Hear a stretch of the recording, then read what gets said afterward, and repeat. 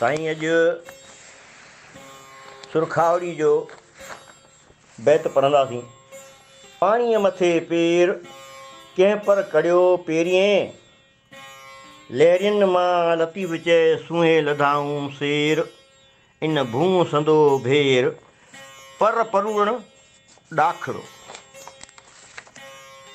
साईं पर लफ़्ज़ी माने तौरु तरीक़ो, नमूनो। सूंहे माने ॻोल्हे लधो, जाचे या चिताए लधो।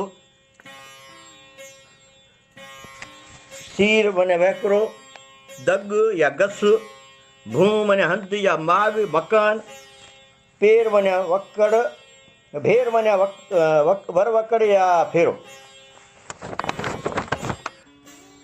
साईं असांजो मुर्शिद लतीफ़ जे ॻाल्हियुनि खे सम्झण बि ॾाढो ॾाखिड़ो कमु आहे। भला हिन बैत जे पहिरीं सिट ते गौर करियूं।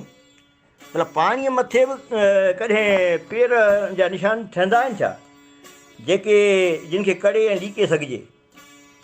पर साईं लतीफ़ त आहे ई अहिड़ियूं ॻाल्हियूं कंदड़ जेके आम इंसान खे सम्झ में कोन अचनि।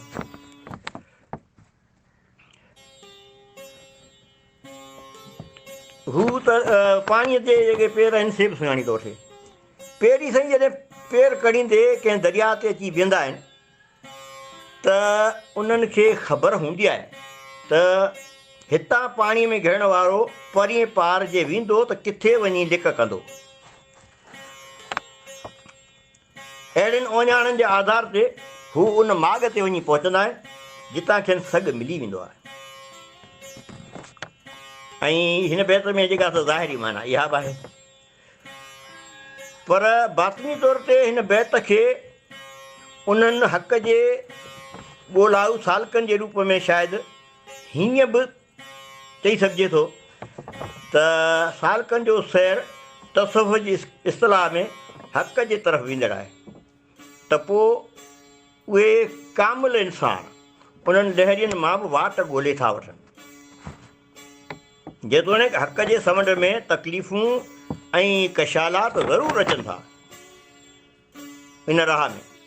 जीअं मौलाना रूम बि फरमायो त रूहानी सैर फ़ासिले, हंध, ज़मान ऐं मकान जे हिसाब सां बेमिसल हूंदो आहे, छाकाणि त जिन हलणु सिखियो हिन राह में, इन राह में जिस्म जो हलणु सो लिखिबो ई न आहे। हीअ सिर्फ़ु रूह जी जेका सा सफ़र जी ॻाल्हि आहे।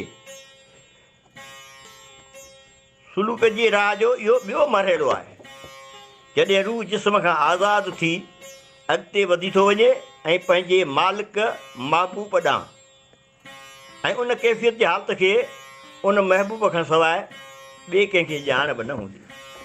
जे लतीफ़ जी ॿोली।